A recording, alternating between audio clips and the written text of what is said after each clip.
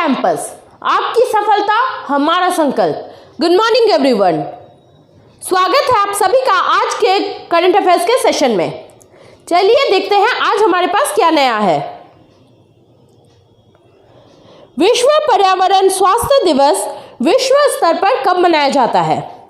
World environment health day is observed globally on, हमारे options है 28 सितंबर, 26 सितंबर, 27 सितंबर, 29 सितंबर। हमारा आंसर है 26 सितंबर। संपूर्ण विश्व में प्रतिवर्ष विश्व पर्यावरण स्वास्थ्य दिवस 26 सितंबर को मनाया जाता है। यह दिन संपूर्ण विश्व में पर्यावरणीय स्वास्थ्य के महत्वपूर्ण कार्यों पर प्रकाश डालने के लिए मनाया जाता है।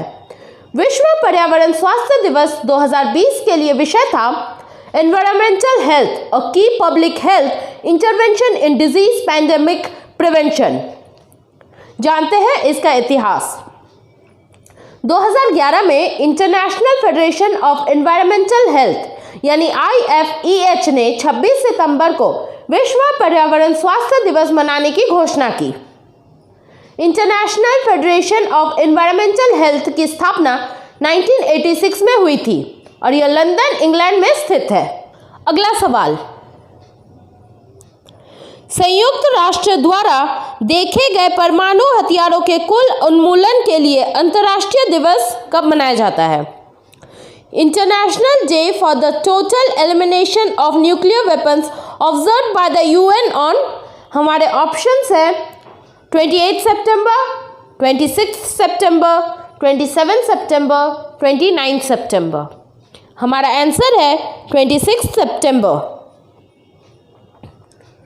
संयुक्त राष्ट्र प्रतिवर्ष 26 सितंबर को अंतर्राष्ट्रीय परमाणु हथियारों का पूर्ण उन्मूलन दिवस के रूप में मनाता है। यह दिन विश्व समुदाय के लिए एक अवसर प्रदान करता है कि वह वैश्विक परमाणु निरस्त्रीकरण के लिए अपनी प्रतिबद्धता को प्राथमिकता के रूप में स्वीकार करे। यह जनता और उनके नेताओं को ऐसे हथियारों को खत्म करने के वास्तविक लाभों के बारे में और उन्हें नष्ट करने की सामाजिक और आर्थिक लागतों के बारे में शिक्षित करने का अवसर प्रदान करता है। आइए इस दिन का इतिहास जानते हैं। महासभा ने न्यूयॉर्क में 26 सितंबर 2013 को आयोजित परमाणु निरस्त्रीकरण पर महासभा की उच्च स्तरीय बैठक के अनुवर्ती के रूप में दिसंबर 2013 में अपने संकल्प 68/32 में अंतर्राष्ट्रीय दिवस घोषित किया।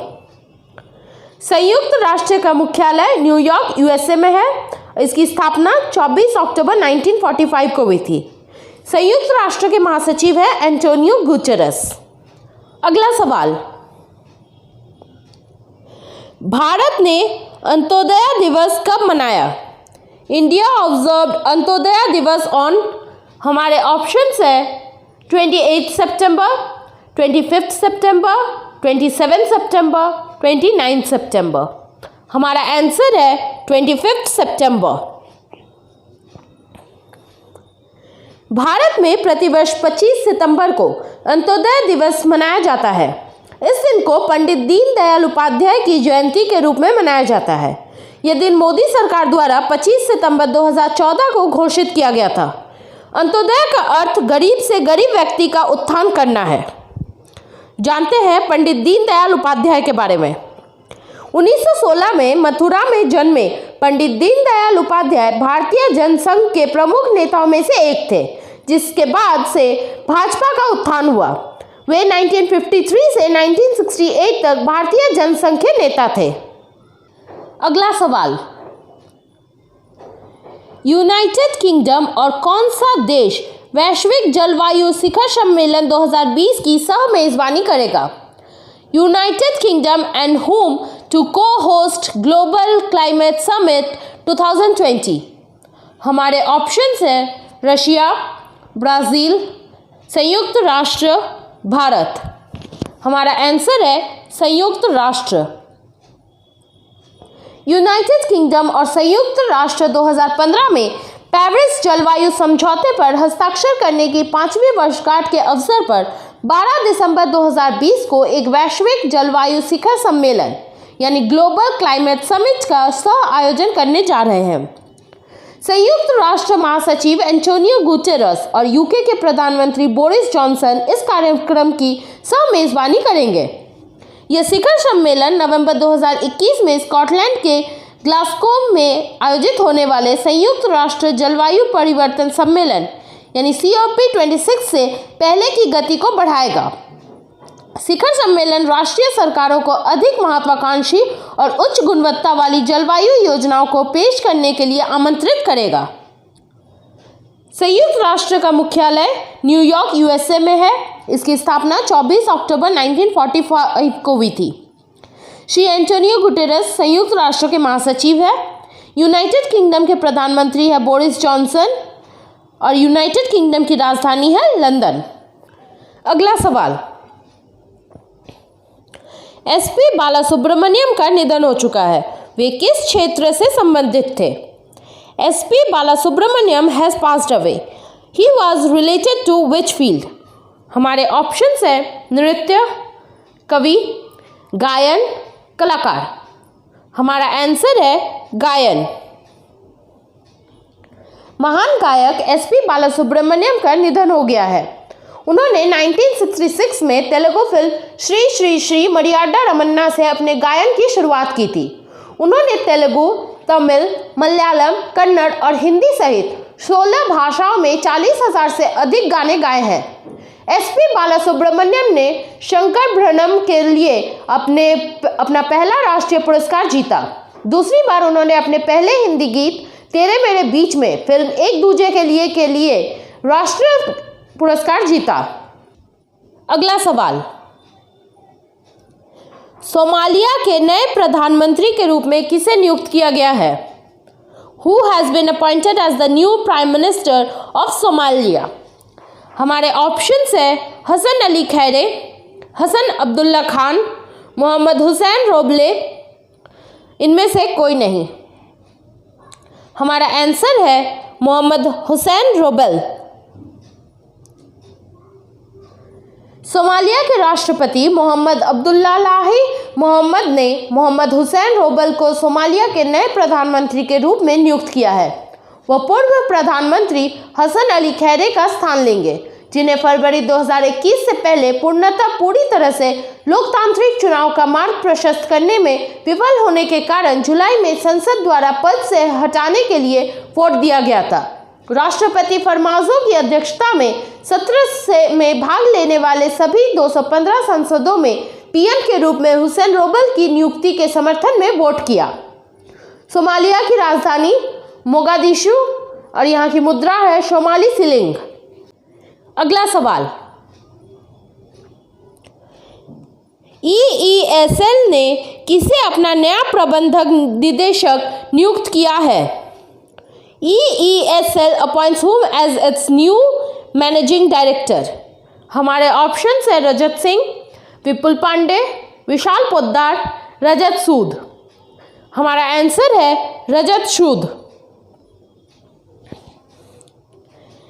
भारत सरकार के ऊर्जा मंत्रालय के अंतर्गत सार्वजनिक क्षेत्र के उपक्रमों के एक संयुक्त उद्यम ऊर्जा दक्षता सेवा लिमिटेड यानी एनर्जी एफिशिएंसी सर्विस लिमिटेड ने तत्काल प्रभाव से रजत सूद को अपना नया प्रबंधक निदेशक नियुक्त किया है।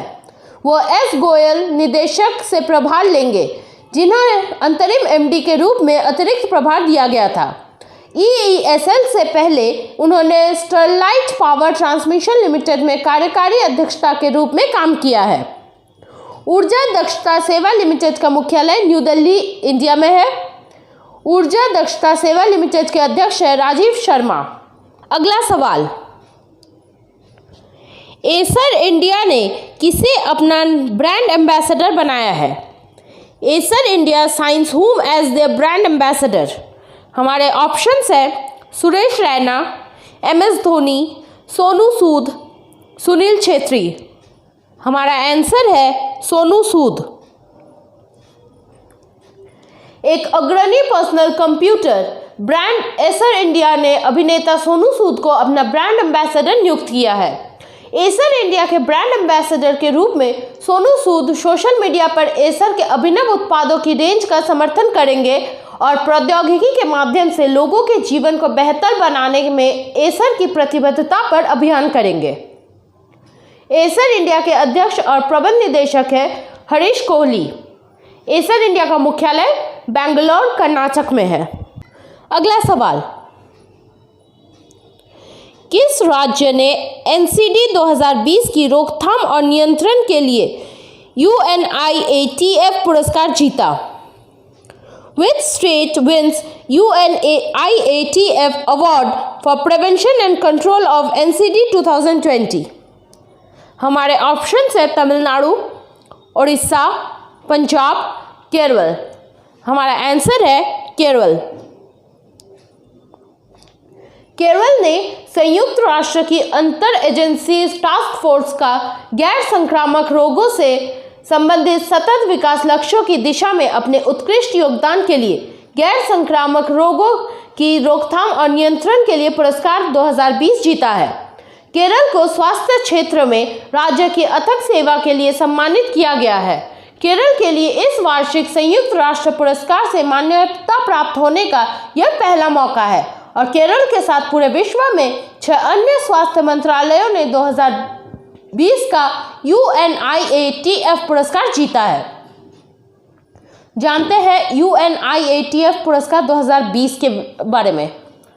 2020 का पुरस्कार गैर संक्रामक रोग, मानसिक स्वास्थ्य और गैर संक्रामक रोगों से संबंधित अन्य SDG की रोकथाम और नियंत्रण में बहुपक्षीय कार्यों पर वर्ष 2019 के योगदान और उपलब्धियों को मान्यता देता है। पुरस्कार ने राज्य के फेफड़े के रोग नियंत्रण कार्यक्रम, कैंसर उपचार कार्यक्रम और पक्षाघात नियंत्रण कार्यक्रम की स्थिति को भी पहचाना है। WHO के महानिदेशक है टेड्रोस अधानोम घेब्रेयेसस। इसका मुख्यालय जिनेवा, स्विट्जरलैंड में है। केरल के मुख्यमंत्री है पिनाराई विजयन और राज्यपाल है आरिफ मोहम्मद खान। अगला सवाल, किस राज्य सरकार ने एकीकृत पोर्टल यूराइज लॉन्च किया है? Which state government launched unified portal यूराइज? हमारे ऑप्शंस हैं मणिपुर, जम्मू और कश्मीर, झारखंड, उत्तर प्रदेश। हमारा आंसर है उत्तर प्रदेश। उत्तर प्रदेश के मुख्यमंत्री योगी आदित्यनाथ ने यूराइज नामक एक एकीकृत पोर्टल लॉन्च किया है। उत्तर प्रदेश राष्ट्रीय शिक्षा नीति 2020 के कार्यान्वयन के साथ इस तरह के एकीकृत पोर्टल लॉन्च करने वाला पहला राज्य है। जानते हैं यूराइज के विषय में।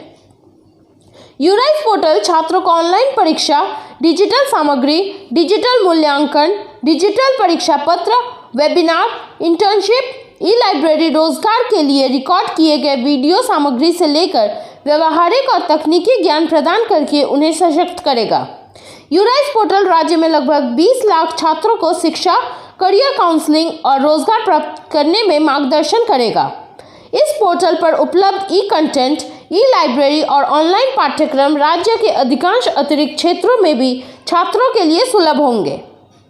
उत्तर प्रदेश के मुख्यमंत्री योगी आदित्यनाथ और राज्यपाल आनंदीबेन पटेल। अगला सवाल, यूसीबीज के लिए technology vision for cyber security किसके द्वारा प्रकाशित किया गया है? Technology vision for cyber security for UCBs has been published by. हमारे ऑप्शंस है भारत सरकार, विश्व बैंक, भारतीय रिजर्व बैंक, इनमें से कोई नहीं। हमारा आंसर है भारतीय रिजर्व बैंक। भारतीय रिजर्व बैंक साइबर हमलों से बचने, पता लगाने और जवाब देने के लिए शहरी सरकारी बैंकिंग की आईटी सुरक्षा प्रणाली को बढ़ाने के लिए शहरी सहकारी बैंकों के लिए technology vision for cyber security 2020 से 2023 को लागू करेगा। प्रौद्योगिकी विजन डॉक्यूमेंट का उद्देश्य उद्विकासी आईटी और साइबर खतरे के वातावरण के खिलाफ शहरी सहकारी बैंकिंग क्षेत्र की साइबर सुरक्षा की क्षमता को बढ़ाता है। आरबीआई अपने 5 सूत्रीय रणनीतिक दृष्टिकोण गार्ड का उपयोग करके इस उद्देश्य को प्राप्त करता है। गार्ड क्या है? गार्ड में जी का फुल फॉर्म है गवर्नेंस ओवरसाइट, यानी शासन की निगरानी। यू दर्शाता है यूटाइल टेक्नोलॉजी इन्वेस्टमेंट यानी उपयोगी प्रौद्योगिकी निवेश। ए एप्रोप्रिएट रेगुलेशन एंड सुपरविजन यानी उपयुक्त विनियम और पर्यवेक्षण। आर का मतलब है रोबस्ट कोलैबोरेशन यानी मजबूत सहयोग। और लास्ट में डी का मतलब होता है developing necessary IT cyber security skill set यानी निर्धारित आवश्यक आईटी साइबर सिक्योरिटी का विकास।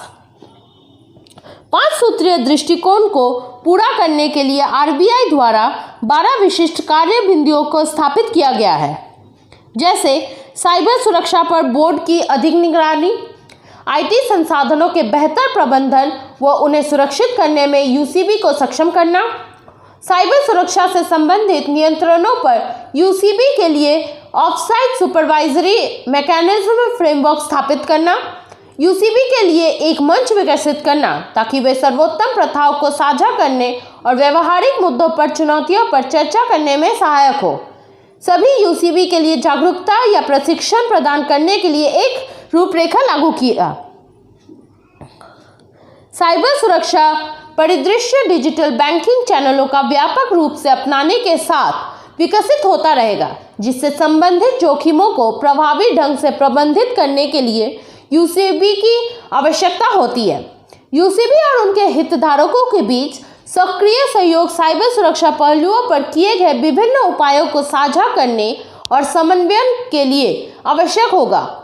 इस प्रौद्योगिकी विजन दस्तावेज के कार्यान्वयन से शहरी सरकारी बैंक की साइबर तन्यकता प्रबल होगी। आरबीआई की 25वें गवर्नर है शक्तिकांत दास, मुख्यालय मुंबई में है। स्थापना 1 अप्रैल 1935 को कोलकाता में हुई थी। अगला सवाल, सीएट का ब्रांड एम्बेसडर कौन बना है? Who became the brand ambassador of CEAT? हमारे ऑप्शन है सलमान खान, आमिर खान, अमिताभ बच्चन, विराट कोहली। हमारा आंसर है आमिर खान।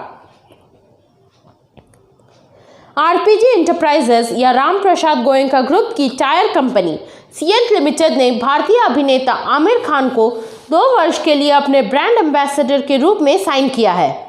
एकीकृत विपणन अभियान के एक भाग के रूप में वो सीएट के सिक्योर ड्राइव को बढ़ावा देने के लिए दुबई में चल रहे इंडियन प्रीमियर लीग यानी आईपीएल 2020 के दौरान 2 विज्ञापनों में बड़े पैमाने पर प्रीमियम टायरों की एक श्रृंखला की सुविधा देगा। सीएट 1995 से सीएट क्रिकेट रेटिंग के साथ क्रिकेट से संबंधित है। अब झारखंड करंट अफेयर्स। मानव तस्करी पर रोक के लिए राज्य के कितने जिलों में AHTU anti human trafficking unit खोली गई है? हमारे ऑप्शंस है 12, 16, 20, 24। हमारा आंसर है 16। झारखंड में मानव तस्करी रोकने की दिशा में अब तक का सबसे बड़ा कदम उठाया गया है। राज्य के 16 जिलों में anti human trafficking unit AHTU थाने खोले गए हैं।